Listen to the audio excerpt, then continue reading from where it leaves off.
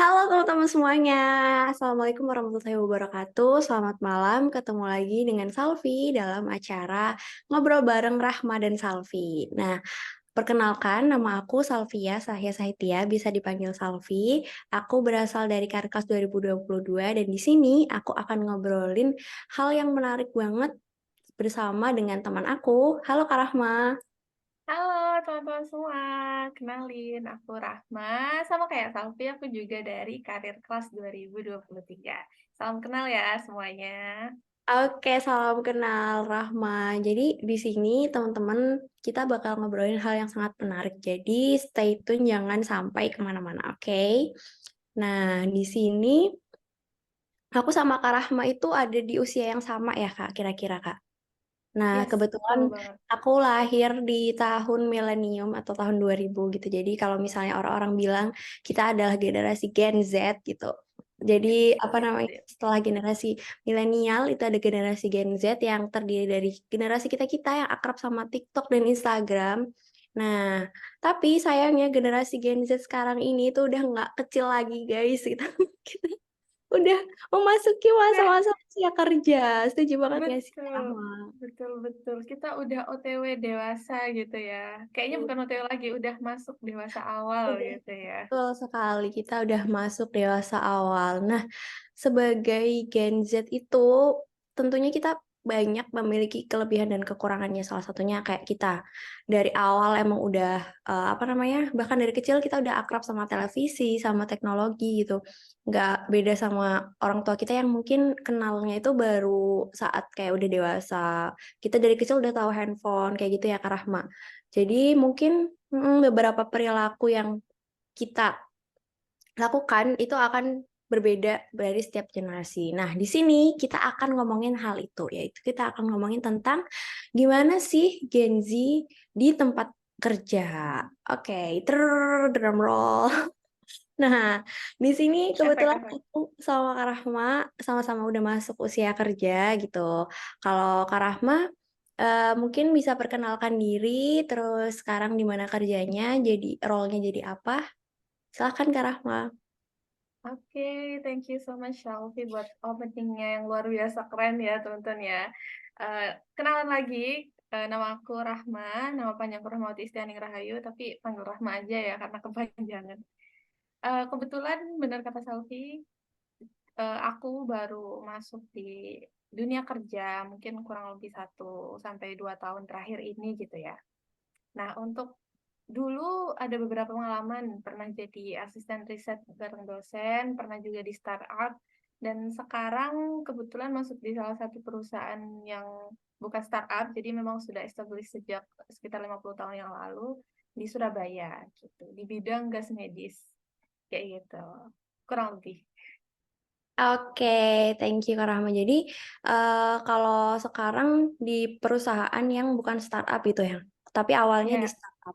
Hmm, yes, kalau betul. boleh tahu, ada nggak sih Kak perbedaan dari kedua tempat kerja tersebut dan Kak Rahma milih prefer yang mana nih?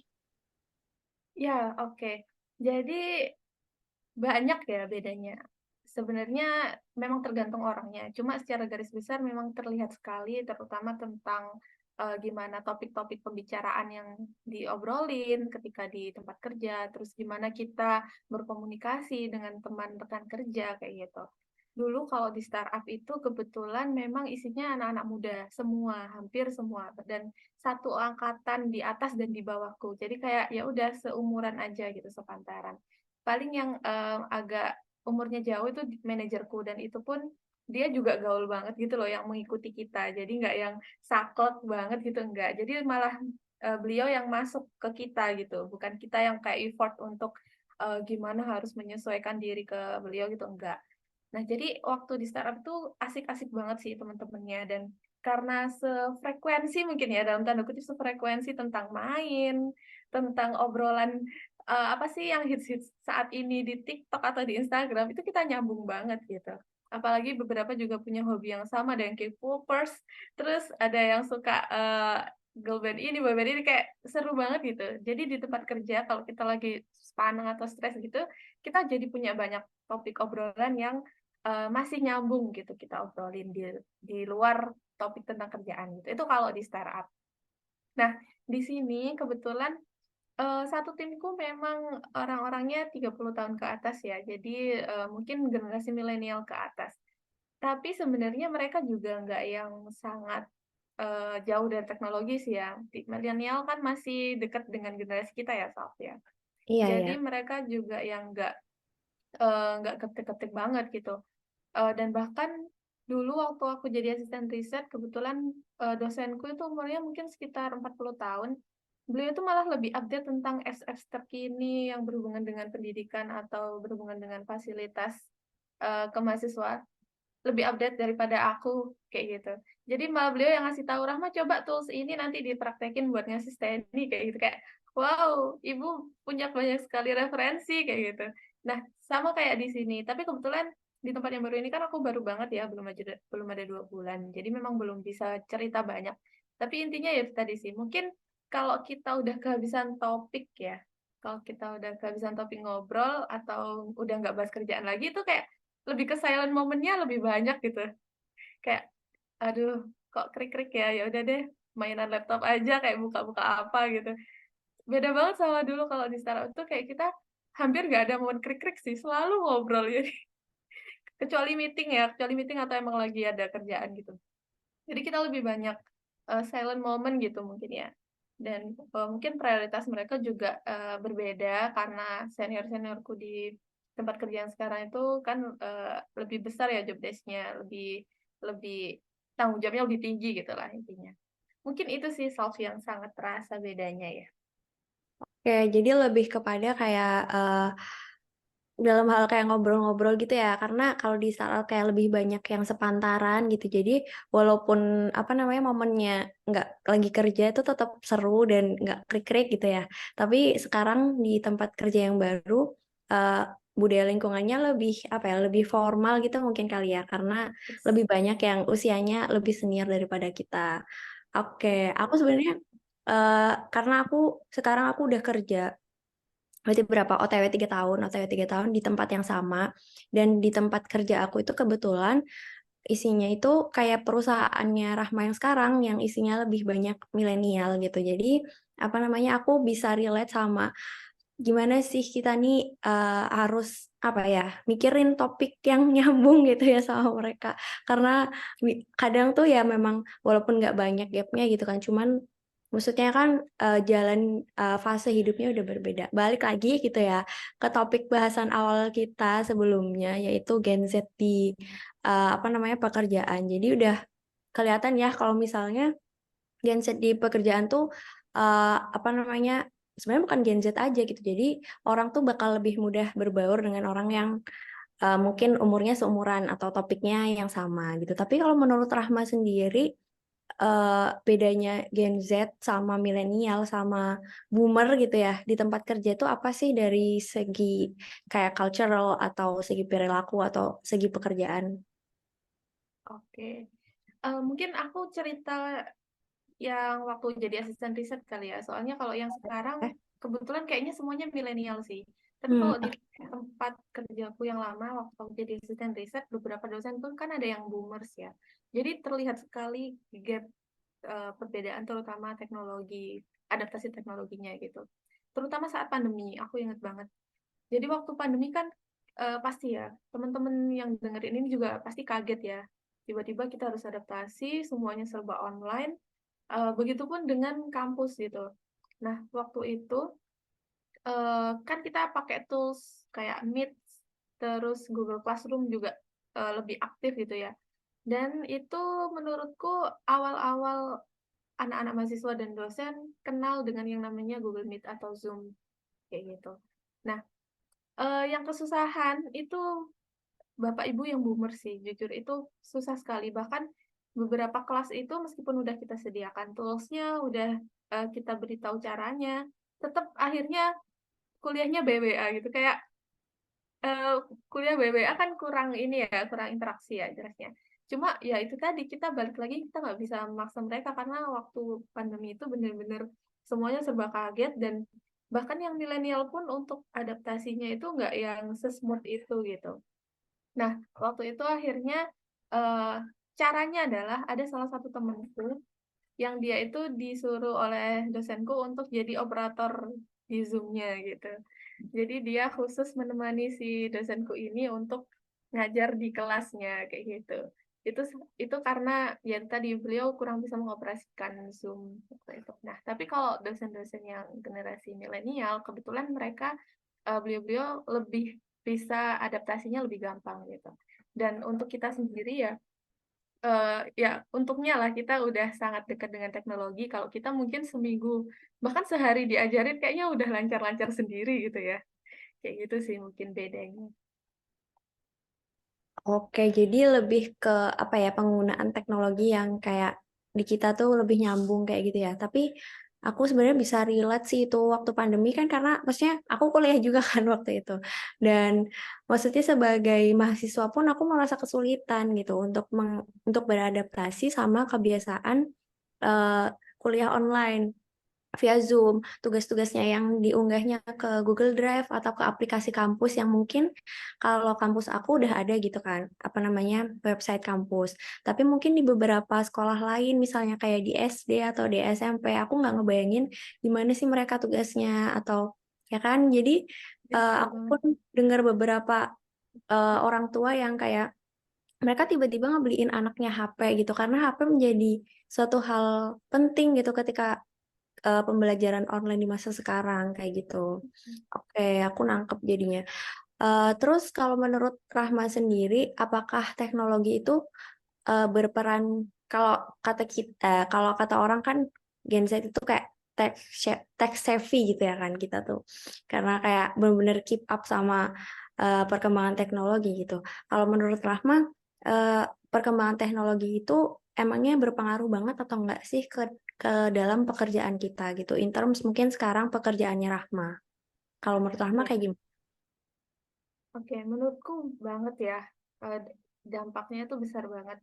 Terutama mungkin di bagian penjualan kayak gitu. Itu kan sangat ramai ya. Kebetulan kemarin kan juga ada isu-isu yang Tanah Abang, apa orang-orang yang kerja Yang di di Tanah TikTok Abang itu pada ya. pada protes, iya ya, yang itu terus kayak ya mau nggak mau kita semua harus beradaptasi gitu kan pada akhirnya. Dan sebenarnya kalau emang dimaksimalkan tetap bisa kok eh, semuanya akhirnya mengadopsi si teknologi ini gitu. Misalnya kayak pedagang tadi, mungkin yang awalnya nggak ngerti live TikTok atau live Shopee, akhirnya mau nggak mau mereka kan dituntut keadaan ya karena penghasilan dari jualan offline yang seperti biasanya nggak sebanyak dulu gitu. Mau nggak mau mereka harus terjun di platform-platform tersebut. Nah sekarang lebih ke individunya lagi, dia mau berubah apa enggak? Dia mau melakukan pembelajaran lagi apa enggak gitu. Karena nggak semua ternyata, nggak semua orang sadar akan pentingnya eh, belajar tadi. Soalnya terkadang kalau sudah di umur-umur mungkin boomers ke atas ya, mereka sudah merasa kalau aku udah tahu banyak kok, ngapain sih belajar lagi kayak gitu. Nah, mungkin itu salah satu hal yang perlu kita notes ya. Kebetulan ini nyambung banget sama materinya Ibu Reda tadi siang, Salf, yang tentang bagaimana kita beradaptasi dengan orang-orang dari lintas generasi seperti itu. Nah, intinya adalah kita semua di generasi apapun harus tetap mau belajar di situasi apapun. Dan jangan sampai kita memandang orang lain itu kayak aku tahu kok tentang ini, aku tahu kok tentang ini. Jangan sampai. Pasti orang yang kita temui itu memiliki pengetahuan yang kita nggak ketahui. Jadi kita bisa saling belajar. Kayak contohnya kita berdua malam ini gitu mungkin ya bisa sharing-sharing. Mungkin kita sama teman-teman yang lain juga. Kita sama adik-adik tingkat kita juga dan kita sama bapak ibu di atas kita juga. Jadi lebih ke eranya kolaborasi sih. Makanya kita harus sering-sering punya hubungan yang baik sama mereka dari lintas generasi tersebut gitu. Oke, cakep banget mengutip dari Ibu Reda tadi. Aku setuju banget sih kalau kita memang bisa belajar dari siapa aja dan dari mana aja gitu ya. Nggak menutup kemungkinan maksudnya kita bisa belajar dari generasi di atas kita maupun bahkan generasi yang di bawah kita atau sekarang kita kalau nggak salah generasi alfa gitu ya sebutannya Yes, yang di bawah betul. kita. Oke, kayaknya hurufnya udah terakhir sampai Z, jadi dia balik lagi. Jadi balik lagi ke A. Iya betul. Gitu. Oke. Terus apa namanya? Terus kalau misalnya tadi kan Rahma bilang kalau teknologi itu membantu di pekerjaannya Rahma gitu ya, karena sebagai sales. Tapi kalau Rahma sendiri tuh aspek teknologi apa sih yang paling sering dipakai misalnya dari device atau dari aplikasi kayak gitu? Ada nggak sih yang paling paling paling paling sering Rahma pakai? Oke. Kalau device tentunya, PC atau personal komputer atau laptop dan handphone ya, itu kayak hampir tiap hari ku buka sih, hampir tiap hari. Kecuali libur mungkin ya yang memang butuh menjauh dari laptop, tapi kalau HP itu pasti tiap hari sekarang. Untuk tools-toolsnya sekarang, yang rutin banget dipakai jelas nomor satu WA, karena sekarang kan udah bukan zamannya SMS lagi ya, udah kayak mungkin sekarang tuh banyak orang yang nggak punya pulsa buat SMS, ya kan? Lebih Iya, mending bener banget. Aku iya kan, nggak lebih pernah punya pulsa. iya Kalau kan? pulsa Kayak aku ngisi pulsa, aku pakai buat beli kuota kayak gitu. iya, betul betul. Jadi mending nggak punya pulsa, tapi punya kuota gitu kan. Nah, kayak gitu. Jadi, ya WA pertama, yang kedua, Instagram ya untuk update, informasi terkini, berita terkini, dan, berelasi atau berhubungan dengan teman-teman. Terus yang ketiga yang sekarang sering banget juga Zoom, karena, ya kita banyak sekali aktivitas yang via Zoom, dan yang dulunya kita kalau meeting harus ketemu langsung, sekarang udah dimudahkan teknologi, jadi kayak bisa langsung lewat online aja gitu. Terus tools-tools lain yang menurutku sangat bermanfaat itu kayak Google Collaboratives-nya kayak the Google Docs, terus Microsoft Teams itu juga berguna banget sih. Jadi kita kerja itu udah nggak usah kiriman file lagi, tapi bisa kerja bareng di satu platform atau satu tools yang sama gitu ya. Itu sih mungkin yang paling sering ya sekarang. Oke, aku ya sama juga sih sebenarnya lihat banget karena sekarang WA tuh jadi aplikasi yang paling sering digunakan ya. Bentar aku cek dulu. Ya, Hari ini tuh aku udah buka WA berapa menit. Oh, ternyata aku sudah buka WA 1,5 jam hari ini. Karena 1,5 jam. banyak yang diurus Oke. gitu. Kamu berapa Coba jam? lihat kalau aku hari ini WA 51 menit, tapi lebih banyak Instagramnya 1 jam 15 menit. Karena hari ini Minggu Oke, ya, jadi ya. libur kan. Jadi tadi banyak banyak scroll-scrollnya buat device. Understandable banget. Tapi kalau aku eh, 3 aplikasi teratas aku itu nih, yang pertama itu X atau Twitter, ya kan? Oh, Twitter, oke. Aku Anak aku Twitter main, ternyata kamu ya Saf aku ya. main. Aduh, aku main Twitter ya itu 2 jam. Kalau WhatsAppnya satu setengah Oke. jam, kalau Instagramnya 1 jam. Jadi total banyak lah, nggak usah dihitung. Total banyak, oke. Total banyak. Kalau Rahma, apa namanya media sosial yang paling sering dipakai apa? Instagram ya berarti ya? Kalau aku ya jujur Instagram. Dan mungkin aku beda sama generasi Z yang lain kali ya. Mungkin kalian kan pada punya TikTok ya guys ya. Aku baru download TikTok tuh kayaknya 3 bulan lalu, itu pun sekarang udah aku uninstall. Karena aku punya alasan khusus sebenarnya. Bukannya aku benci TikTok atau hate ke orang-orang yang pakai TikTok, enggak. Itu lebih ke akunya aja sih. Memang aku sekarang sedang di fase membatasi diri karena Instagram menurutku udah sangat banyak sekali informasi yang terpapar ke aku gitu. Jadi aku membatasi diri untuk nggak main sosmed lagi. Kayak kemarin rame juga ada sosmed baru yang sama IG itu apa Threads ya, yang mirip Twitter itu. Iya, Threads namanya. Threads ya, itu juga aku menahan diri untuk jangan download Rahma, jangan download Rahma kayak gitu. Jadi kayak aku berusaha mengatur agar tidak FOMO gitu sih. Tapi ya mungkin kalau misal itu nanti memang penting atau perlu, aku bakalan download akhirnya itu. Kayak kemarin waktu aku download TikTok itu sebenarnya juga buat kerjaan ya. Kebetulan waktu itu aku bantu temenku buat nyari call atau influencer gitu di TikTok. Dan dari situ akhirnya aku ngerti keranjang kuning, terus aku ngerti rate-rate-nya influencer-influencer di TikTok, terus ngerti gimana approach mereka, dan ternyata sistemnya sepanjang ini ya untuk di link satu video aja gitu. Kayak wah keren sih, keren keren. Itu satu ilmu baru juga ya di masa sekarang yang mungkin 5 tahun kayak apa sih ininya video-video gitu banget guys gitu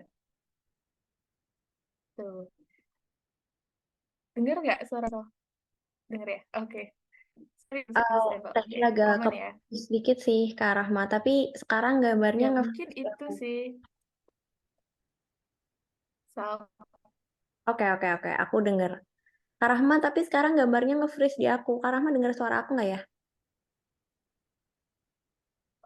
oh, oke sorry dengar dengar oke ini aku on bentar ya nanti aku on aduh kurang tahu ini kenapa so sorry ya teman-teman semua yang mendengarkan aman kan tapi suaranya Suaranya aman, lancar. oke Nah, ini semoga lancar aman lagi. lagi ya Nah, oke oke deh. memang perlu Eh, dipancing sepertinya ya videonya Oke, jadi aku salut banget sih sama Kak Rahma yang udah bisa apa ya mengontrol diri sendiri dari Instagram. Kalau sekarang istilahnya kayak apa ya decluttering bukan ya? Bukan decluttering juga. Apa sih decluttering lebih ke barang mungkin ya barang ya? Ini eh apa ya istilahnya mindful aku juga scrolling lupa ya kalau nggak salah. ah ya ya Jadi sejenis itu iya karena itu bukan kalau dalam sekarang ya gitu. Aku tuh masih belum bisa gitu. Karena aku kebalikan dari Kak Rahma. Aku punya semua aplikasi dalam HP aku. Aku punya the real Instagram. Gen Z Iya gitu. apa aja apa aja apa aja Oke aku list gitu. Aku punya Instagram, cek. Aku punya TikTok, oke cek. Aku punya Twitter, cek. Aku oke punya Threads, cek. Aku bahkan punya penggantinya Twitter karena dulu tuh sempet Twitter kayak down gitu kan. Nah tapi aku udah lupa aplikasinya itu namanya apa. Itu dan aku masih punya Facebook. Zaman dulu oh oke aku masih punya Facebook. Aku zaman dulu sempat punya ASFM gitu. Terus dulu tuh sempat ngetrend Path gitu kan. Aku ya ya ngikutin Hah, semua gitu karena aku ke mungkin aku masih belum bisa menerapkan joy of missing out atau JOMO gitu tapi later on aku bakal belajar banyak dari Rahma. Ngomong-ngomong tentang FOMO dan JOMO gitu. Kayaknya generasi kita ini banyak banget ya apa namanya karena terpapar sama sosial media itu sih balik lagi. Jadi kayak kita banyak banget melihat pencapaian orang-orang di Instagram kayak gitu kan. Termasuk juga kayak orang-orang juga sering ngepost tentang kerjaannya di Instagram, ngepost tentang detail posisinya di LinkedIn kayak gitu misalnya. Nah, kalau menurut Rahman sendiri, hal itu tuh penting dilakukan atau enggak sih? Dan Rahman sendiri punya nggak akun LinkedIn atau eh, personal branding tentang kerjaan Rahma di Instagram? Atau di media sosial lainnya gitu? oke kalau untuk kerjaan jujur aku masih berhentinya via LinkedIn aja ya yang profesional purpose maksudnya yang emang buat kerjaan gitu eh, kalau buat Instagram lebih ke hobi sih kayak kebetulan aku hobinya mirip kamu nih Sal, cuma kayaknya aktif kamu ya review buku terus awan nulis-nulis gitu cuma memang lagi mengarah ke sana cuma memang belum sering banget sih karena jujur aku kayak bingung ngeditnya dan kadang itu udah baca bukunya cuma buat reviewnya tuh kayak butuh effort buat mengetik dan mendesain dan mengupload kayak oh, oke kayaknya aku harus belajar banget dari kamu sih tentang itu ya itu linknya beda jadi ya kalau di LinkedIn atau di profesional kerja kalau di Instagram lebih ke hobi sih mungkin ya ke hobi cuma kemarin aku dapat saran dari Kak Alia terutama tentang workshop kita yang satu ini gitu tentang MC atau moderator jadi mau nggak mau kita tuh emang harus ngambil kerjaan-kerjaan itu dapatnya dari sana gitu terutama tentang yang berhubungan dengan public speaking nah jadi ini penting banget ya jadi kayaknya habis ini kita harus up di IG sih so. Jadi soalnya memang sepenting itu gitu soalnya waktu itu pernah cerita kalau salah satu kerjaan dia di jadi MC kalau nggak salah itu dapat goalnya besar banget gitu dan dari perusahaan yang besar dan pada akhirnya orang-orang sekarang kan portofolio yang dilihat bukan lagi portofolio yang hard file yang berbentuk lembaran-lembaran, tapi portofolio yang sudah terang di media sosial atau portofolio digital yang kita bisa lihat secara online kayak gitu kan. Jadi menurutku penting banget sih branding tadi dan ini mungkin tahap-tahap kita atau fase-fase kita untuk mengarah ke sana gitu ya. Sedang OTW atau masih bertahap. Oke, iya sih, maksudnya kita kan masih baru nih mulai kerjanya gitu. Jadi kegiatan yang bisa kita lakukan ya emang memoles CV kita gitu kan, baru mulai, tapi ya pelan-pelan, sedikit-sedikit gitu kan. Nanti juga akan kekumpul CV kita. Jadi semoga nanti Rahma CV-nya akan terbentuk sesuai dengan yang Rahma inginkan. Oke. Terus Oke. Rahma berarti ini hari Minggu libur ya di rumah aja. Ya, betul. Kebetulan lagi nggak pulang sih, jadi sehariannya tadi lagi di kos aja sambil ngerjain beberapa tugas. Dan kebetulan hari ini aku senang banget karena tadi sore aku berhasil melawan kemalasanku untuk Wow, olahraga. yeay. Akhirnya setelah hampir 3 minggu mungkin ya, karena kemarin sempat pulang ke rumah terus harus jenguk saudara yang sakit, jadi kayak kurang ada waktu buat olahraga. Jadi memang aku olahraganya belum yang rutin banget sampai tiap hari kayak teman-teman yang lain gitu ya, tapi aku berusaha merutinkan setidaknya setidaknya seminggu sekali atau 2 minggu sekali gitu. Jangan sampai 1 bulan tuh nggak sama sekali kayak eh, soalnya badanku sekarang udah berasa pegel-pegelnya gitu loh. Sama kamu iya nggak sih? Karena orang remaja jompo gitu, ya Iya, kan? kayaknya Tapi kita no, udah bukan kita, remaja, Sam. no, kita nggak boleh Rahma. Kita bukan remaja jompo, kita remaja Ya, sehat. kita remaja sehat ya, amin ya. Kita harus berusaha menjadi sehat. Ya, Tapi kamu nggak pulang itu berarti di kos-kosan gitu ya? yes, betul banget. Kebetulan hari ini tadi rencananya sih aku mau ada agenda ya, cuma karena nggak jadi, akhirnya tadi diganti lari lari sendiri, tadi sendiri ya, bukan bareng HP, buat mengukur jarak. Pakai Strava. Enggak, kebetulan aku newbie banget, jadi belum sampai download Strava, nanti takutnya malah Oke. insecure lihat orang-orang lain, jaraknya udah jauh-jauh, aku masih pakai Samsung Health aja sih buat lihat jarak. Iya. Kayak aku masuk nih grup grup CC runners kan, runners yang orang-orang CC. Iya, Oh my God, gitu orang kayak bisa pagi-pagi itu udah running gitu. Padahal itu hari kerja gitu guys, tapi mereka tuh bisa 5 kilo gitu, 10 kilo sehari. Aku kayak oke gitu. Jangan menjadikan ini sebagai insecure tapi sebagai motivasi gitu. Aku berusaha yes, kayak yes, gitu terus. betul-betul. Kayak, Gitu wah bang. keren-keren banget gak sih teman-teman kita di sini. Dan menurutku salah satu adaptasinya kita ke teknologi juga ya, ngobrolin tema yang tadi, kayak aplikasi semacam Canva, sorry, Strava, atau tadi Samsung Health, dan juga aplikasi sejenis lain, itu kayak sangat membantu kita dan bisa memotivasi kita untuk hidup sehat nggak sih? Iya kan? Ya, jadinya secara nggak langsung kita tuh kalau aku ya gitu karena aku di sini juga lari kalau lari sendirian. Kalau karena ikut grup CC Runners itu aku jadi ngerasa kayak oh ada nih temen kayak gitu walaupun secara virtual ya. Tapi hari ini dia juga jogging bareng, hari ini dia juga lari kayak jadi apa ya menjadikan motivasi untuk olahraga walaupun niatnya bukan untuk mengalahkan ya karena nggak bisa gitu masih belum bisa kalau mengalahkan kakak-kakak itu tapi lebih kepada mengalahkan rasa malas yang ada dari diri sendiri gitu kan karena akhirnya kita bisa olahraga terus akhirnya kita bisa hidup lebih sehat kayak gitu kalau berarti kalau kayak gitu Rahma suka sama olahraga gitu ya hobinya apa kalau Rahma. Jujur kalau olahraga aku sebenarnya suka banget sama badminton sih, Sal. Cuma Wah, kalau badminton, sama oke. nggak sih? Heeh. Kayak kita di grup yang sama nih. Ada di grup yang sama tapi aku nggak pernah muncul aku cuma Iya, aku aku mantau baru tahu doang. kalau kamu baru tahu kalau kamu ternyata badminton lover juga waktu lihat apa grup yang sama. Oh, Heeh. Safi juga masuk sini gitu kan. Baru Iya, tahu. aku silent reader. Aku biasa memantau nih Ripita itu kan biasanya. Ah, Udah segini, yes, udah yes. segini gitu. Terus kayak Ica Mm-mm. gitu. Udah segini, udah segini. Oh, kayak aku mantau doang gitu. Siapa yang menang, siapa yang Mm-mm. kalah gitu. Ya itu sih. Tapi akhir-akhir ini sebenarnya aku agak kurang waktuku untuk menonton gitu. Jadi aku paling menonton dari live tweet aja. Kalau Rahma masih nonton terus. Everyday, Sama-sama everyday. akhir-akhir ini, no, no, no. Sama akhir-akhir ini aku juga lebih banyak nonton di Badminton ya, yang selalu update di Twitter Mm-mm. dan juga di IG. Jadi kayak kita udah langsung dapet summary-nya gitu kan, terus kayak Ya, kejadian-kejadian apa selama di lapangan langsung update gitu. Ya ini salah satu adaptasi generasi sekarang ke teknologi ya, jadi kita nggak usah susah-susah nyari info kalau kita lagi nggak bisa nonton live di TV gitu. Apalagi sekarang kalau mau nonton kan beberapa platform harus berbayar ya.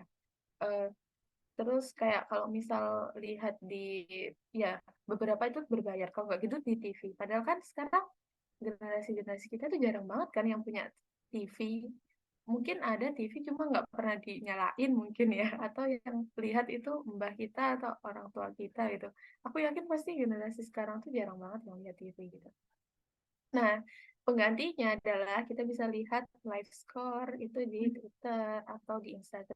Jadi menurutku itu membantu banget sih, membantu benar-benar banget. sangat membantu karena kita nggak harus lihat langsung, tapi kita bisa lihat live score. Terus kita juga bisa lihat apa ya, yang kumpulan momen-momen itu loh yang udah jadi satu Iya, gitu iya, kan. Itu udah ada iya gitu. betul. Jadi walaupun kita nggak nonton, kita nggak ketinggalan infonya kayak gitu. Tapi Iya betul karena banget. pemain badminton yang sekarang itu yang aku ikutin mereka masih muda-muda gitu, secara nggak langsung juga memotivasi gitu nggak sih kayak, oke, Grego tuh masih sangat kuat kayak gitu, sangat sehat gitu. Gue nggak boleh nih kayak gini juga, nggak boleh letoy kayak gitu. Iya, bener banget, bener banget kayak eh, dan jadi atlet itu kan dia dididik dari kecil banget ya, mungkin dari sekolah dasar atau SMP itu. Dan kekonsistensian para atlet itu menurutku penting untuk kita teladani sih. Karena kalau mereka nggak konsisten, mereka nggak bakalan jadi gitu kan. Itu keren banget sih orang yang bisa konsisten latihan tiap hari, melawan rasa bosan ketemu kok, ketemu raket, Iya. itu pasti bosan banget. Cuma kalau mereka akhirnya dapat sesuatu yang mereka targetkan, itu pasti terbayar langsung. Kebetulan kemarin kan ada tuh yang Adinata, kamu ngikutin nggak ya? Dia kan baru dapat World Champion yang main junior gitu. Itu kayak wah keren banget, masih muda udah dapat Piala Dunia, kejuaraan dunia main single, kayak wah keren keren. Semoga bertahan di level senior ya. Amin, amin. Semoga nggak Amin. terus bisa jadi eh, world number one gitu ya. Tapi nggak yang Iya, turun gitu, tapi yang tetap gitu. iya betul. Aduh, aduh, kok kayak siapa ya yang turun ya? Aku nggak bilang apa-apa. Oke, oke. Ini YTTA ya, yang tahu-tahu PT aja ya. aja, yang badminton badminton YTTA. aja ya BBA Oh, berarti. YBBA. Oke, oke. Oke, terus apa ya ngomongin tentang konsistensi. Ya, aku setuju sih kalau konsistensi para atlet itu emang sangat-sangat teruji karena kayak mereka tuh emang latihannya dari usia yang kecil gitu kan. Maksudku kayak ketika orang lain sekolah dan bermain, mereka tuh latihan dan bermain gitu. Maksudnya latihannya tuh fisik gitu. Karena kita kalau di sekolah kan ya yang banyak banget nih fisiknya kayak belajar, abis itu main kayak gitu. Mereka tuh tiap hari lari terus apa ya kayak gitulah pokoknya atlet tuh keren sih diacungi jempol. Nah, ngomongin soal itu gitu. Untuk mencapai konsistensi. Nah, kalau menurut Rahma sendiri untuk para Gen Z ini, untuk masalah konsistensi di dunia pekerjaan itu kayak gimana? Apakah konsistensinya itu sebanyak generasi sebelumnya atau eh, kurang atau konsistensinya berubah-ubah atau kayak gimana sih kalau menurut Rahma? Oke. Dari yang tahu ya, dari pengalaman yang mendapatkan juga, mungkin ada sedikit perbedaan karakter ya, terutama tentang konsistensi di dunia kerja untuk para generasi sekarang gitu. Karena mungkin kalau dulu pilihan pekerjaan itu masih terbatas sekali dan pekerjaan-pekerjaan yang sifatnya online mungkin belum ada sama sekali gitu. Bahkan online aja baru masuk ketika mereka udah sekian tahun di dunia kerja kan.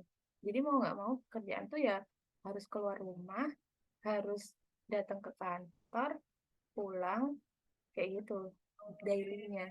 Tapi sekarang kan semuanya sudah beda ya, apalagi banyak sistem WFH, terus kemudian kita juga punya banyak sekali pilihan pekerjaan yang mungkin nggak ada 2-3 tahun lalu. Kayak tadi yang pernah yang sempat disebut ada call specialist, influencer juga udah sekarang jadi job kan, jadi pekerjaan. Terus ada digital marketing juga yang mungkin dia hanya di depan layar tapi kerjaannya itu real guys, karena dia selling produk juga gitu kan. Jadi menurutku perspektif itu yang mungkin sekarang harus diubah ya atau digeser gitu. Soalnya pernah ada temanku salah satu cerita baru banget kemarin aku lihat Instastory-nya. Jadi dia itu emang WFH, full WFH kerjaannya.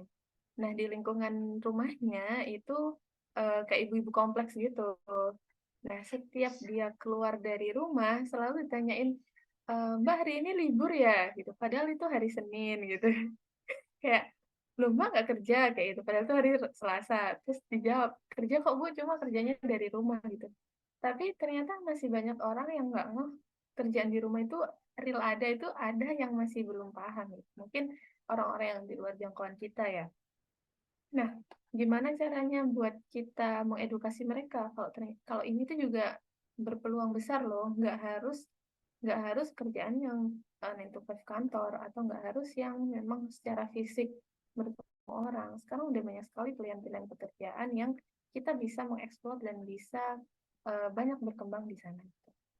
Itu yang mungkin perspektif yang harus kita pelajari dan harus kita update selalu. Dan mungkin bisa juga kita sosialisasikan ke lingkungan terdekat kita, kayak ke orang tua atau ke Pak De Bude, tante, om, kayak gitu, yang mungkin masih menganggap kalau kita di rumah aja itu nggak ngapa-ngapain, padahal kerjaan banyak Pak Bu gitu. Apalagi lemburan-lemburan kantor tuh biasanya kan dibawa ke rumah juga ya buat dikerjain. Gitu sih. Oke, jadi yang aku tangkap kalau menurut Rahma itu konsistensi Gen Z di dunia pekerjaan itu nggak bisa buat disamain dengan konsistensi di generasi sebelumnya karena kan Yes, dari maknanya sendiri aja udah berbeda gitu. Mungkin kalau di generasi sebelumnya konsistensi itu dilihat dari kayak kita nih setiap hari masuk, masuknya dari pagi sampai sore, 7 to 5 gitu kan, pakai baju kerja dan lain-lain. Sementara Gen Z ini lebih fleksibel gitu ya jadwalnya. Kita bisa yes, betul ya, banget. kita bisa kerja dari rumah, kita bahkan bisa punya beberapa pekerjaan dalam waktu yang bersamaan gitu kan. Karena mungkin kerjaannya semuanya Ya, dikerjakan dari rumah gitu. Misalnya dia nih jadi digital marketer, tapi dia sekaligus juga sebagai eh, SEO writer kayak gitu kan. Itu kalau misalnya di zaman sekarang tuh sangat bisa sekali gitu ya dan kerjaannya cuma dari rumah. Jadi mungkin emang seiring generasi gitu kita memang harus punya perspektif yang beda gitu. Karena kalau misalnya perspektifnya masih sama dari generasi ke generasi artinya kan kita nggak tumbuh gitu. Kalau ini kan kita artinya bertumbuh dan punya perspektif baru yang bisa membuat kita lebih berkembang itu sih. Oke, kalau tadi kan Rahma nyinggung betul soal sekali. kerjaan WFH, WFO, WFA gitu kan sekarang ada bahkan ada WFC, WFC, ya. work from cafe. Kalau Rahma sendiri prefernya yang mana nih, WFA atau WFO atau WFC atau Rahma menurut Rahma kayak gimana? Oke, kalau aku jujur sebenarnya prefer yang hybrid ya. Jadi kalau diperluin ke kantor, kalau misal bisa di rumah ya di rumah, kalau misal jenuh ya ke kafe kayak gitu. Jadi kalau aku pribadi karena dulu pernah di startup yang dia hybrid, aku lebih cocok kayak gitu ternyata ya gitu. Soalnya ketika harus selalu offline, kadang itu juga cost-nya banyak ya, misal bensin, terus nanti ke sana itu biasanya kan makan siang sama teman-teman kantor, nggak makan makanan rumah atau yang kita bisa masak sendiri kayak gitu. Jadi kalau dari kos menurutku lebih effort dan juga kayak harus nyetrika baju, nyetrika kerudung, outfitnya harus lengkap dari atas sampai bawah gitu kan.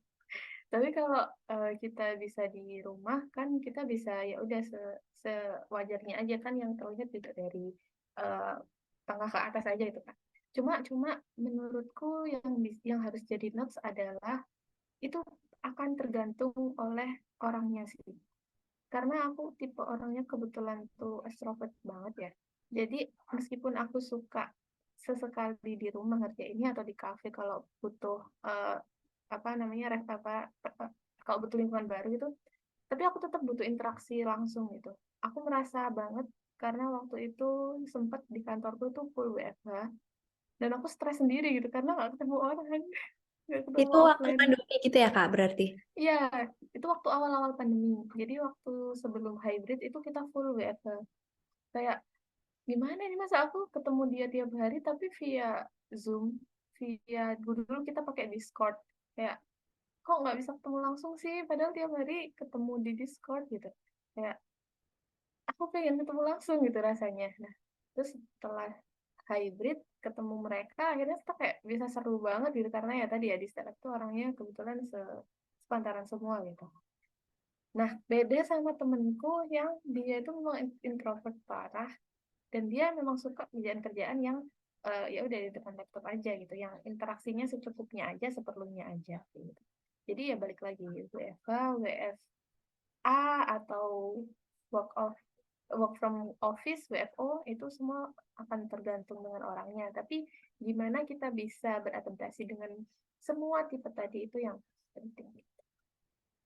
Iya, setuju banget sih. Maksudnya memang tergantung sama orangnya dan tergantung sama jenis eh, instansi gitu kali ya, yang apa Ya, namanya, yang menaungi. Mungkin kalau misalnya kita bekerjanya di bagian kesehatan, kayak nakes gitu kan, mungkin dia nggak bisa dong kalau WFH itu dia memang harus WFO gitu kan. Tapi eh, kalau aku pribadi juga prefer yang hybrid gitu. Cuman apa namanya? Kerjaan aku sekarang nggak mungkin kan, jadi aku dari dulu memang full WFO gitu. Tapi kalau Rahma prefernya berarti yang hybrid kayak gitu ya. yes, yang hybrid. Oke, tapi aku setuju banget sih kalau misalnya kita WFH gitu. Kita tuh jadi lebih punya waktu gitu kan. Misalnya kita bisa masak kayak gitu atau kita bisa di rumah beres-beres rumah karena banyak banget waktu yang terpotong gitu. Misalnya waktu di kendaraan umum gitu kan. Atau waktu ketika kita harus beli bensin, waktu kita harus prepare pakaian dan outfit dan apa-apa make upan gitu ya sebagai cewek. Kita kan memang Iya, harus presentable gitu ya, walaupun walaupun emang eh, misalnya di kantor pun nggak ada yang lihat, tapi kan kita seenggaknya untuk diri sendiri gitu ya, berdandan iya yang betul cakep banget. yang rapi kayak gitu. Tapi setuju nggak sih kalau misalnya Gen Z sekarang itu mereka lebih aware sama kayak work life balance gitu? Kalau menurut Rahma kayak Iya, gimana? iya, ya, setuju banget. Work life balance tuh sekarang kayak digaung-gaungkan kan ya. Cuma mengutip ini lagi-lagi mengutip ya biar ada sumbernya. Sebenarnya kalau kita nyari yang balance, emang parameter balance tuh apa sih gitu? Emang ada parameter balance terus kita bisa bilang 50-50 kan susah banget kan? Itu pasti akan banyak sekali faktor dan variabel yang akan sangat tergantung dengan orangnya gitu. Misal emang dia orangnya workaholic dan senangnya di kantor, pulangnya malam, terus mungkin mungkin dia memang kebutuhannya atau tugas di rumah nggak seberapa banyak, atau beda lagi dengan orang yang memang dia dekat dengan keluarga yang memang keluarganya itu sangat membutuhkan dia untuk kayak misal ngantar mamanya atau ngajarin adiknya kayak gitu, itu kan sangat beda sekali ya. Dan menurutku yang lebih tepat eh, istilahnya itu lebih ke work life integration mungkin ya, karena mau nggak mau apa yang ada di kerjaan itu mempengaruhi kehidupan privasi kita, apa yang ada di kehidupan privasi kita itu juga terpengaruh oleh kerjaan gitu. Jangan sampai kita stres di tempat kerja terus kebawa ke rumah.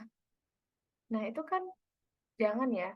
Sebisa mungkin kita lebih bisa mengontrol itu semua atau meregulasi gitu. Oke, kalau misal punya eh, masalah di kantor, coba kita selesaikan biar nanti ketika kita ke rumah itu bisa reda gitu emosinya. Soalnya kalau kita paksakan eh, kayak kita pisah-pisahkan ya, kan kita orangnya satu nih, jiwa dan pikirannya satu. Kayak nggak mungkin nggak sih kita pisahkan itu menjadi dua ruang yang berbeda gitu. Kalau menurutku itu akan sangat susah sih, karena apalagi manusia kan terlibat dengan perasaan dan emosi ya. Jadi gimana kita mengintegrasikan itu biar nggak terlalu dampaknya terlalu negatif, itu yang perlu kita latih sih. Kita latih ya karena itu kan skill ya menurutku. Dan benar kata Saf tadi, sekarang tuh lagi gaung-gaungnya atau banyak orang yang peduli tentang hal ini gitu. Soalnya cerita dari teman-teman yang kerja di corporate atau mungkin di startup juga ya. Mereka kadang nggak kenal waktu gitu. Nggak yang 8 jam, kan sesuai undang-undang tuh 8 jam ya sebenarnya. Kalau di luar itu kan ya terhitung lembur gitu. Cuma ternyata nggak semua company kan ngerti aturan itu, atau nggak semua company itu mewajarkan perhitungan lembur gitu. Ada juga yang dia di-push sampai di titik terlelahnya untuk mengerjakan proyek-proyek sampai sakit, opname dan sebagainya gitu. Dan menurutku itu yang perlu kita regulasi ya, dan perlu untuk tegas berkata tidak kalau memang sudah mencapai batas maksimum kemampuan dan kapasitas diri kita gitu. Karena kalau nggak gitu, nanti bisa-bisa yang rugi kita lagi gitu. Dan nggak cuma kita, mungkin keluarga kita juga kena dampaknya yang kayak harus mengurus kita ketika sakit. Terus misal untuk masalah keuangannya juga bermasalah dan lain sebagainya gitu. Jadi ya itu tadi sih, lebih ke integrasi dan berani buat bilang enggak kalau memang pekerjaan itu too much gitu. Oke, jadi ya emang iya sih karena apa namanya generasi kita kayak udah aware dari awal gitu kan. Jadi harapannya kalau misalnya ada hal-hal yang eh, melenceng di luar pekerjaan gitu kita harus bisa stand up buat itu. Tapi kalau di hidupnya Rahma sendiri nih sekarang, apakah sudah bisa menerapkan work life balance dengan balance banget? The balance is balancing gitu atau enggak? Jujur masih belajar juga ya, masih mengasah skill itu juga. Karena sometimes aku orangnya tipe yang kurang aware dengan boundaries-boundaries gitu. Jadi dulu ini sekedar sharing ya teman-teman, tapi jangan sampai terjadi di teman-teman semua. Waktu di startup itu, karena waktu aku awal masuk itu dia benar-benar masih baru banget dan timnya masih sangat terbatas. Ya, jadi aku pernah ngerasain yang tadi di push sampai titik maksimum. Aku pernah overtime atau lembur sampai sekitar jam 12 malam itu pernah. Tapi untungnya WFH ya waktu itu. Itu kayak Enggak ada yang untungnya sih, tapi itu kan kerja iya, gitu. iya bener Tetap karena work, waktu itu tetap work. Kita nggak boleh kayak gitu. Itu tetap work. ya betul betul itu kayak parah banget sih menurutku ya. Setelah itu tapi dievaluasi terus akhirnya nambah tim baru gitu. Maksudnya juga ada perbaikan gitu. Cuma kebetulan aku salah satu orang yang waktu itu pernah overtime sampai tengah malam dan sampai waktu itu sakit gitu kan sampai mimisan. Terus waktu dicek ke dokter, alhamdulillahnya nggak kenapa-napa. Semuanya sehat, cuma emang tadi udah terlalu melewati batas maksimum, jadinya kesentil ini yang di atas gitu. Kecapean Terus berarti Kak. ya akhirnya karena kecapean sama alergi dingin gitu dan Hmm. kayak kambuh, ya udah akhirnya mimisan. Cuma gara-gara itu akhirnya kantorku yang baik gitu, maksudnya lembur sampai tengah malam itu kita hindari banget gitu. Akhirnya kita buat peraturan baru gimana biar oke lembur tapi jangan sampai yang sesering itu gitu. Soalnya dulu tuh benar-benar sering banget apalagi di tanggal-tanggal khusus yang emang lagi banyak kerjaan. Terus akhirnya nambah personil baru dan tuh nambahnya juga bukan satu dua, kayaknya waktu itu 4 orang atau 5 orang gitu masuk. Jadi kayak oh ya memang perusahaan juga mengevaluasi gitu. Kan mereka juga harusnya peka ya terhadap sumber daya yang dimiliki dan alhamdulillah perusahaanku waktu itu baik banget kayak gitu. Oke, I see. Jadi apa namanya? Memang dari kitanya sendiri juga harus mengusahakan ya. Maksudnya dari segi kita sebagai pegawai mengusahakan, dari perusahaan juga tadi mengevaluasi. Akhirnya kan tercapai sebuah kesepakatan. Misalnya kita nambah entah kita nambah pegawai atau kita mengurangin workload buat orang kayak gitu kan. Tapi biasanya workload mah nggak bisa dikurangin ya, karena itu malah akan semakin bertambah gitu. Iya betul. Oke, tapi tadi Rahma udah ngebilangin tentang eh, kalau misalnya kerja itu ya kalau di regulasi harus 8 jam, tapi kadang ada overtime sampai jam 12 kayak gitu-gitu. Itu kayaknya merupakan salah satu concern gitu nggak sih yang dilihat dari Gen Z sekarang sebelum masuk ke pekerjaannya gitu ya. Maksudnya kalau misalnya generasi dulu kan oke pekerjaannya cuma terbatas gitu. Jadi kayak oke, aku akan menerima pekerjaan ini dengan segala konsekuensinya. Tapi kayak sekarang kan kita ini bisa melihat requirements pekerjaan gitu kan ya kayak kerja jam berapa, salary-nya berapa-berapa. Nah, kalau menurut Rahma sendiri tuh eh, yang dicari dari Gen Z dari sebuah pekerjaan atau kepada atasan atau mentor atau teman dalam pekerjaan itu kayak gimana sih? Oke. Eh, Kalau menurutku ini bakalan sangat tergantung personalnya ya, karena kebutuhan tiap orang pasti beda banget. Kalau tentang compensation and benefit tuh pasti pertama. Cuma sekarang paradigma yang menurutku bagus adalah orang-orang sekarang atau generasi-generasi baru angkatan kita itu mereka lebih fokus ke skill gitu.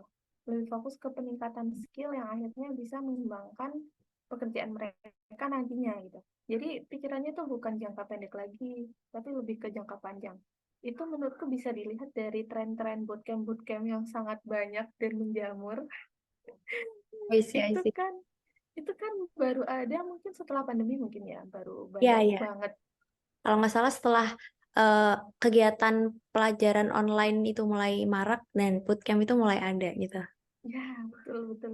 Di awal-awal kita kuliah dulu kayaknya jarang sekali ada bootcamp gitu. Sebelum 2020 itu jarang sekali ada bootcamp. Adapun itu pasti offline dan bayarnya itu biasanya besar banget karena kan offline ya butuh akomodasi tempat lah, makan lah dan lain-lain. Cuma karena tadi pergeseran teknologi setelah pandemi itu jadinya bootcamp-bootcamp online tuh menjamur gitu dan kebetulan aku salah satu salah satu orang yang pernah ikut juga gitu dan menurutku itu bermanfaat banget gitu buat kita melihat perspektif di dunia kerja atau meningkatkan skill-skill tadi secara lebih mudah karena akses itu udah sangat luas, akses itu udah ada di mana-mana, nah tinggal kitanya aja yang mau ngambil, mau belajar apa enggak gitu. Itu sih mungkin lebih ke fokus ke skill ya orang-orang sekarang. Cuma ya itu tadi tergantung individunya lagi. Dan karena di Indonesia itu kan sangat eh, apa namanya sangat luas ya. Yang mungkin bisa mengenyam pendidikan tinggi mungkin hanya sekian persen gitu. Yang punya pemikiran seperti ini mungkin juga hanya sekian persen. Nyatanya di sekitar rumahku, kebetulan kan aku kan dari kota kecil ya, dari Jombang, Jawa Timur. Ternyata masih banyak teman-teman itu yang dia lulusan SMA, tapi tidak mau melanjutkan ke perguruan tinggi itu masih masih cukup banyak gitu. Meskipun nggak sebanyak dulu, tapi masih cukup banyak gitu. Dan akhirnya mereka lebih memilih untuk bekerja dalam tanda kutip kerah biru gitu ya, kerja yang menggunakan fisik. Ya sebenarnya bukan salah pekerjaannya, tapi lebih ke bagaimana sih agar mereka tuh punya mindset growth itu yang kita perlu bantu gitu sebagai orang-orang yang sudah bisa memikirkan tentang hal itu gitu. Jadi sayang banget sih kalau teman-teman yang lain ternyata belum menjangkau akses-akses itu meskipun akses-akses itu tuh udah bertebaran gitu. Oke, Ais. Jadi apa namanya? Gen Z ini cenderung lebih prefer ke perusahaan yang bisa memfasilitasi untuk pengembangan skill mereka gitu ya. Karena memang aku mengakui sih kalau di generasi sekarang ini tuh banyak banget skill yang butuh kita untuk kuasai gitu kan. Dan belum lagi misalnya dulu tuh kita fokusnya kan dulu ada yang generalis, spesialis gitu. Mungkin generasi sebelum kita tuh lebih fokus ke spesialis, sementara generasi kita tuh mulai banyak yang mengerti kalau uh, being generalist and specialist tuh both were okay gitu. Jadi kayak tidak meminimalisir kemungkinan. Memang tadi kayak Rahma yang bilang bootcamp itu membuat kemungkinan kita semakin lebar gitu ya. Tapi sayangnya memang ke apa ya, kerataan akses itu belum dicapai oleh semua pihak tuh. Jadi mungkin Gen Z kita sebagai, ini aku ngomongnya kayak uh, mau kampanye Si paling Gen Z. paling Gen Z untuk mungkin kita kalau orang-orang bilang mah generasi Indonesia emas 2045 gitu kali ya. Karena kita ketika waktu itu gitu mungkin karena kalau kita sekarang baru jadi staff, baru masuk kerja di waktu itu tuh kita udah mungkin jadi SPV atau kita udah jadi atasan kayak gitu kan. Jadi kita bakal punya wewenang lebih banyak gitu. Mungkin kita bisa mengubah akses itu menjadi jauh lebih terbuka lagi gitu. Tapi Amin. tapi tapi kalau menurut Rahma sendiri, Gen Z itu lebih suka diajak kerja oleh orang yang kayak gimana sih? Misalnya atasan yang favorit banget bagi Gen Z itu atasan yang kayak gimana kayak gitu. Oke, atasan yang favorit banget ya. Bentar aku mikir dulu. Kalau menurutku lebih ke ketika beliau itu terbuka dengan kita. Maksudnya nggak yang sepaneng harus A, saklek A, B harus saklek B gitu. Tapi lebih ke terbuka dengan kita atau candaan-candaan mereka yang juga masuk ke kita. Menurutku itu penting banget sih. Buat kita nyaman juga di dunia kerja.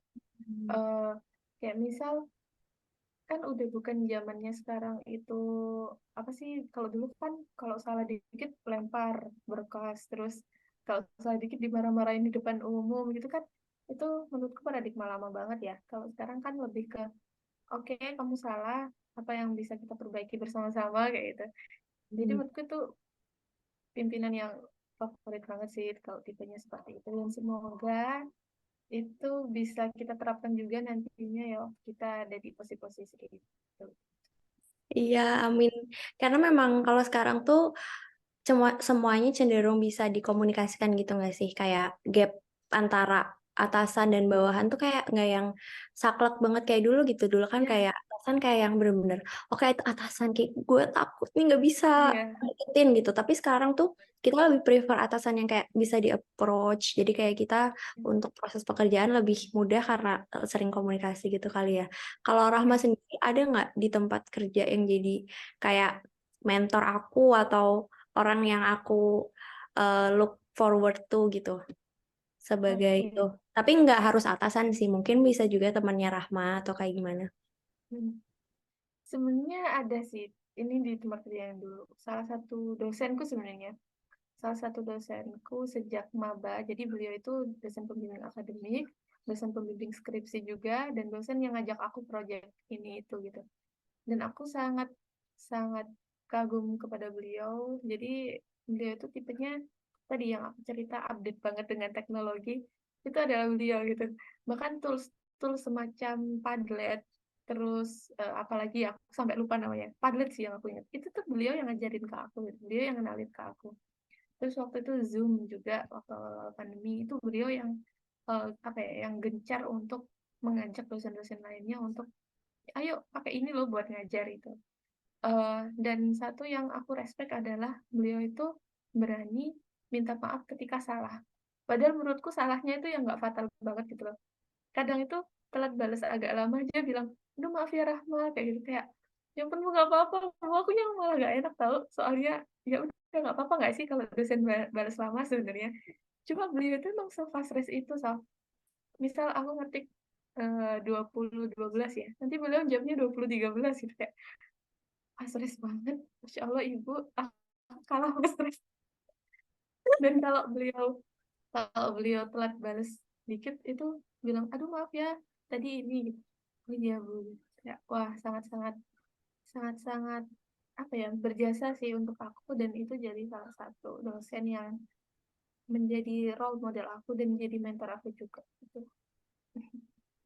Oke, aku wah keren banget sih itu memang panutan berarti ya karena sebenarnya fast respon itu karena dosen itu kan maksudnya seorang yang memang udah punya ilmu dan udah apa ya sangat profesional lah di dunia pendidikan tapi kerendah hatiannya beliau untuk meminta maaf bahkan karena karena slow respon kayak gitu itu emang sesuatu yang patut dikagumi sih dan aku bisa melihat kenapa kamu emang kagum banget sama beliau.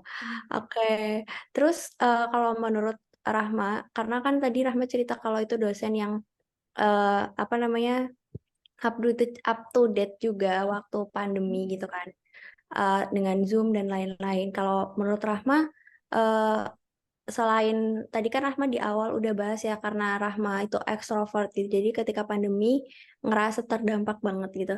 Tapi kalau misalnya dalam hal lain ada nggak sih? Karena kita kan memang generasi COVID gitu. Kalau kata orang mah ya generasi COVID. Dan mungkin teman-teman yang pendengar ini juga ada yang relate dengan generasi COVID, jokes generasi itu gitu. Kalau menurut Rahma dalam dunia kerja kayak berpengaruh banget nggak sih selain dalam teknologi atau apa atau dalam komunikasinya kayak gitu. Pengaruh yang apanya nih? Pergeseran gitu kayak misalnya dari sebelum COVID ke Oh sesudah COVID bedanya iya kayak iya gitu. iya, itu kerasa banget ya bedanya. Jadi yang dulunya itu rapat sekali waktu itu satu rapat, Hmm. sekarang itu bisa satu, dua, tiga, lima bahkan rapat dalam satu waktu gitu. Dan itu yang menurutku sekarang jadi apa ya, alat yang dulunya membantu mungkin jadi kayak balik menyerang kita itu, karena itu yang kurasakan di beberapa atasanku waktu jadi asisten riset. mungkin karena banyaknya pekerjaan dosen ya, nggak cuma ngajar doang, tapi juga ada pendidikan, penelitian, dan pengabdian kan.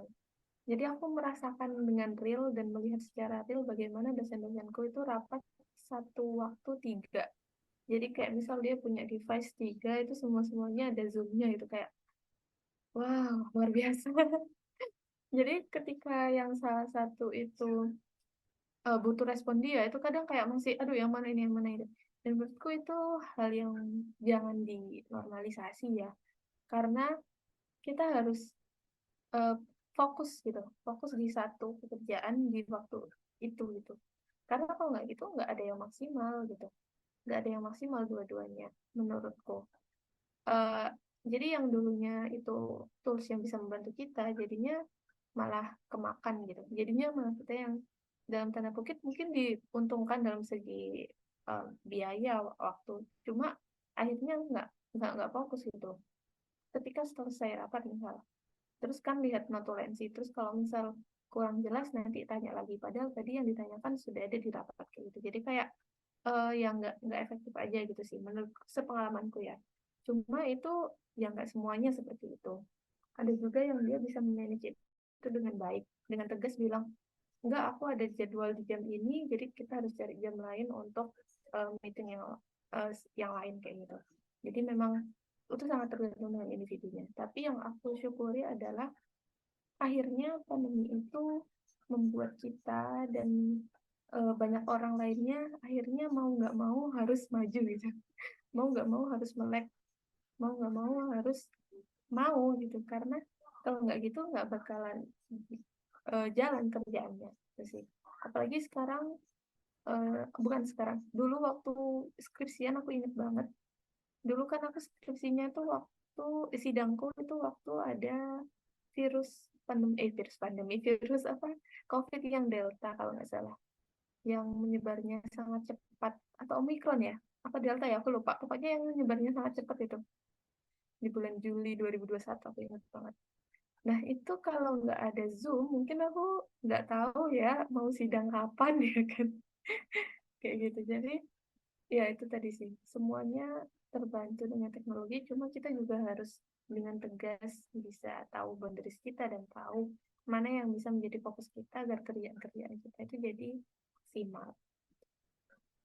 Oke, iya sih sebenarnya kayak mungkin walaupun pandemi ya kayak kebiasaan kerja kita tuh udah shifting, tapi beberapa pemikiran yang kayak online aja kok gitu, bisa nih disambi kayak gitu 3 atau itu kan cuma online aja, kamu bisa dong ikut join yang lain lagi kan device-nya ada 2 atau device-nya ada 5 biar ikut 5 sekalian gitu. Tapi itu sebenarnya pemikiran yang karena ngubah pemikiran mungkin lebih susah ya daripada ngubah cara atau alat kayak gitu kan. Jadi, memang itu hal yang nggak perlu dinormalisasi gitu, tapi, memang suatu hal itu ada kelebihan atau kekurangannya ya gitu. Jadi tinggal kita aja yang memilah mana yang baik dan mana yang, harus dibuang. Oke, Rahma, nih kita ternyata tanpa sadar kita sudah berbicara hampir 1 jam gitu. Wow, luar biasa. Jadi kita kayaknya mau Lama sekali mulainya ya. ya mulainya kayaknya yang jam 7:04 kayaknya kalau nggak salah tadi tuh. Jadi mungkin ini akan jadi, statement terakhir gitu. Kalau menurut Rahma sendiri apa sih harapan, dan me harapan sih, apa sih harapan Rahma gitu sebagai Gen Z di tempat kerja untuk, apa ya, berkarya di dunia pekerjaan yang sekarang kayak gitu? Oke, terakhir ya teman-teman ya. Meskipun kita ibarat kata di tempat kerja sekarang dianggap anak kecil mungkin, atau dianggap anak yang baru lulus mungkin, tapi percayalah kita itu bisa membawa perubahan yang besar di masa yang akan datang. Selama, nih ya, notes-nya, selama kita mau terus belajar, agile juga, jangan gampang mengeluh, dan tetap tekun dengan apa yang menjadi tanggung jawab kita di tempat kerja. Karena itu adalah salah satu bekal untuk kita nanti bisa sukses ke depannya. Dan yang paling utama selain itu juga attitude ya, yang mungkin tadi sempat dibahas juga, attitude itu juga penting banget. Kita harus respect kepada semua orang, meskipun toh atasan kita itu bisa lah kurang paham tentang teknologi, tapi beliau pasti pengalamannya jauh lebih banyak daripada kita. Jadi kita juga harus tetap respect kepada semua orang. Kayak gitu teman-teman semua. Oke, terima kasih Rahma atas pembicaraan yang sangat meaningful gitu. Dalam 1 jam, aku banyak banget sih mendapatkan hal-hal yang bermanfaat gitu dari Rahma. Mulai dari ceritanya soal dosen tadi itu dan hal-hal yang bisa dicontoh sampai dengan tentang tadi apa yang kita harus lakukan sebagai seorang Gen Z gitu di dunia pekerjaan agar kita tetap menjadi orang yang bermanfaat. Nah, mungkin itu aja pemirsa sekalian, pemirsa atau pendengar atau dari platform apapun kalian mendengarkan podcast ini gitu. Ini adalah siaran pertama kami dan semoga selanjutnya kita bisa lanjut terus gitu ya Rahma ya. Ke siaran-siaran selanjutnya. Mungkin terakhir aku mau pantun, tapi kamu harus bales juga, cakep gitu. Oke, siap. Oke, burung dara burung cendrawasih. Cakep, Bisa dicari di Papua. cakep, Cukup sekian, terima kasih. cakep. Yang kedua nggak ya? Cukup sekian, terima kasih. Semoga bermanfaat buat kita semua. Yeay. Amin. Aduh, aduh, aduh. Oke, Oke. terima kasih. Makasih banyak, Salvi. Ya, terima kasih Rahma. Dan kali ini saya Salvi sebagai moderator mengucapkan undur diri. Terima kasih, maaf kalau ada salah kata. Assalamualaikum, dadah. Waalaikumsalam. Dadah teman-teman semua.